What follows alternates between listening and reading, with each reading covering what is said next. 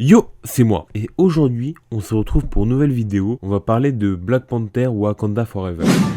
No woman, no cry. Good friends we have, and good friends we've lost. Et franchement, que dire à part enfin un vrai bon film Marvel. Car là, depuis Avengers Endgame, on n'avait rien eu de aussi qualitatif et qui plus est à créer un réel événement comme celui-ci, car vraiment c'est un film qui était hyper attendu. Et le seul film qu'on pourrait limite comparer à ce niveau d'attente là, c'est Spider-Man No Way Home. Sauf que No Way Home, le fanservice c'est très sympa, hein, mais avec une histoire qui tient sur un post-it, c'est pas ouf. Et après, globalement, si on devait résumer mon avis sur les films Marvel qui sont sortis après Endgame, ben voilà. Alors pourquoi faire un film sur elle alors qu'elle est déjà morte et que concrètement le seul élément important c'était la scène post-crédit. Alors c'est un film qui est vraiment très cool. Je pense même que ça aurait été le meilleur film de la phase 4 s'il n'y avait pas eu Black Panther. Alors là, j'ai une flemme monumentale de le regarder, que ce soit au cinéma ou en streaming. Comme je vous l'ai dit avant, le fanservice c'est sympa, hein, mais s'il y avait le scénario en plus, ça aurait été encore mieux. Vive Sam Raimi. Il n'y a pas autre chose à dire, il nous donne un film qui est vraiment bon et top 3 de cette phase 4. Visiblement, la licence Thor, elle est maudite, car on avait un Thor 3 qui était parfait, et là, il y a juste au niveau du visuel où c'est bon, mais sinon, que ce soit l'histoire ou le traitement de Thor, est nul à chier. Et encore, ça c'est pour les films, car niveau série, on se retrouve avec des choses très bonnes, d'autres bonnes, et d'autres qui sont nuls à chier. Bon, allez voir ma vidéo sur Shulk, vous allez mieux comprendre. Mais en tout cas, ça fait vraiment du bien d'avoir un si bon film. Et du coup, venons on commence à en parler. Déjà, on le voit dès le début que c'est un film qui va faire le deuil de Chadwick Boseman. Avec dès le début les funérailles de T'Challa, qui sont des funérailles qui font plaisir à voir, déjà d'une part parce que Marvel rend hommage à sa manière à Chadwick Boseman, mais aussi parce qu'à aucun moment on va forcer sur le fait de vouloir faire pleurer le spectateur. Mais on va plutôt nous montrer ça comme si c'était un événement qui devait arriver et que de toute façon c'était le destin.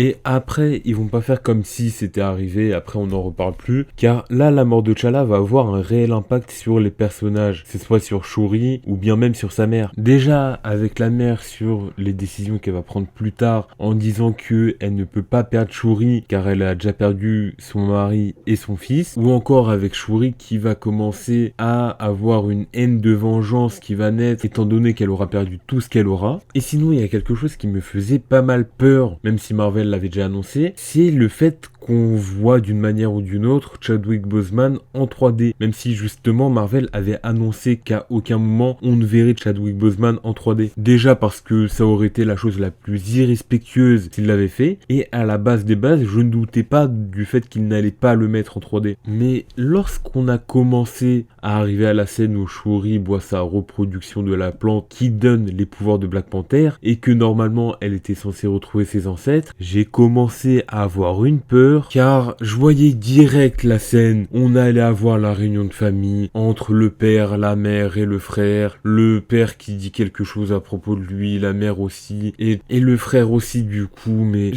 ça aurait été hyper bizarre de faire cette scène. Mais au final, au lieu de faire ce scénario qui aurait été la chose la plus prévisible de tous les temps, ils nous ont pris à contre-pied en nous mettant une scène avec Killmonger. Une scène où l'on va avoir Killmonger et Shuri qui vont discuter ensemble, et Killmonger va nous dire que au final, que ce soit lui ou Shuri, ils sont pas si éloignés que ça. Mais ce qui est intéressant de voir aussi, c'est de voir l'évolution des personnages dans un monde sans Black Panther du coup. Déjà avec le Wakanda qui va s'ouvrir un peu plus au monde, comme au tout début du film avec la mère de T'Challa qui va participer à un entretien avec les présidents du monde étant donné qu'elle est devenue la reine, avec tous les autres pays, notamment les États-Unis et la France, qui eux souhaitent que le vibranium du Wakanda soit partagé avec le reste du monde à des buts militaires. Après, avec Shuri qui elle va refuser de porter le costume de Black Panther étant donné que pour elle, Black Panther est mort en même temps que son frère, mais surtout on va avoir le Wakanda qui sera en partie sans défense à cause du fait qu'il n'y ait pas de Black Panther, et que si une réelle menace arrivait, le Wakanda serait sacrément dans la merde.